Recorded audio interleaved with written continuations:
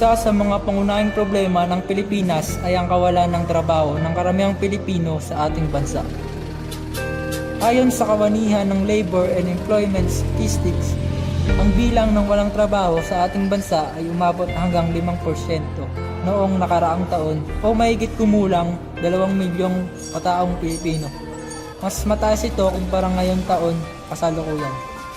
Ito ay bumaba ng 5% bilang ng Pilipino na walang trabaho o mahigit kumulang 50,000 katao ngayong taon.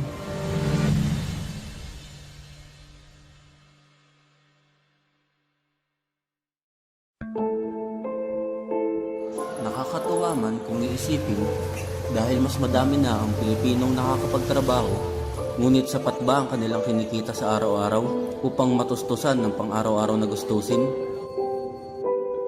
Kasabay ng pagtaas ng sahod ng bawat empleyado ay ang pagtaas din ng presyo ng bilihin sa merkado. Halos kalahati ng sahod ay mapupunta lamang sa mga bayarin, hindi pa ito kasama ang pagkain at baon ng mga estudyante.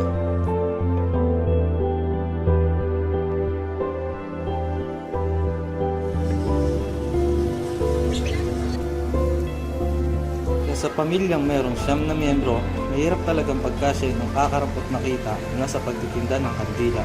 Tunghayan natin ang kwentong ito sa aming dokumentaryong pinamagatang Realidad.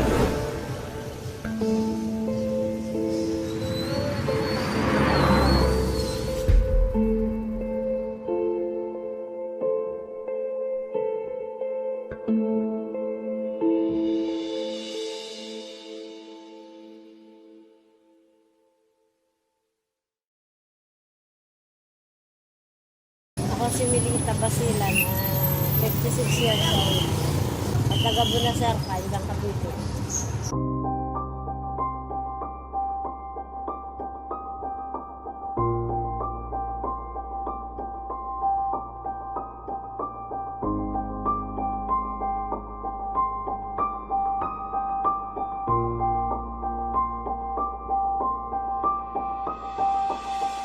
Ano po yung natapos nyo?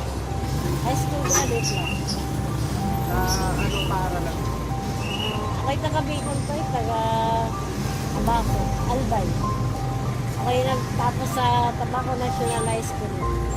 Wala kami pang pa-eskwela, kami mahirap lang. Ang tatay ko'y magsasaka na rin. Tapos namatay na siya, kaya wala.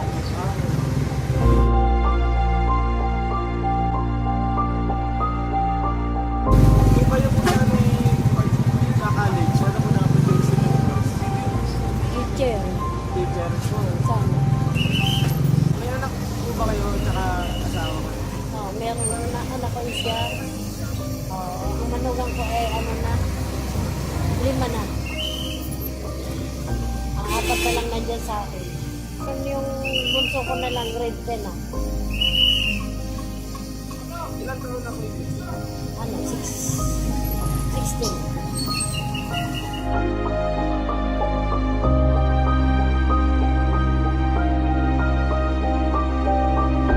Ilan po yung kapag-tapos?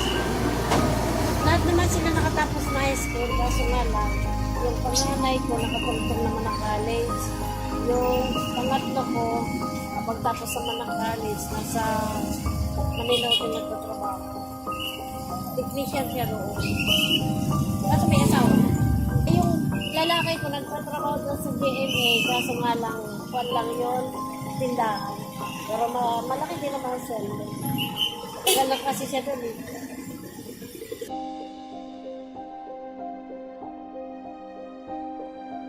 Ano po yung tawag sa negosyo na yun? Ano yung mga tinitinda nyo? Ito mga rosary, ito ang kanila. Pagkano po yung puhunan nyo dito sa... Malaki naman ang una ng ito. Ito nga, nung lumuwas lang ako ng Friday, ano na nadala ko pera, ay 4-5. Dito lang sa rosary. Kulang pa nga yun. Minsan, mabot na 10,000. Sa... Yung kinikita nyo sa pangkaraniwang lang. Ano rin, mga minsan, mga 500 ko. Pag linggo naman, may good sa linggo. Pag yun may mga okasyon, Malaki-laki yun, mga 3,000, mababa ng dalawa. bakit hindi sinubukan nyo rin sa trabaho?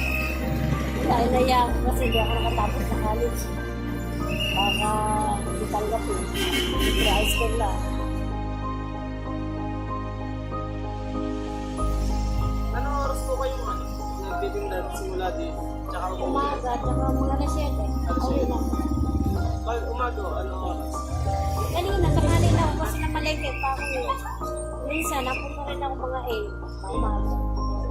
Sapat po ba yung kinikita yung mas mga Minsan kulang din po. Minsan, pag malaki din ang benta, medyo nagkakasobra-sobra naman.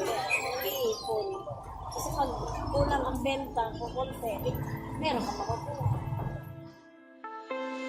ano ba yung ipapayo niyo sa mga estudyante na pinapagawa ng bahala yung pag-aaral, napariwara?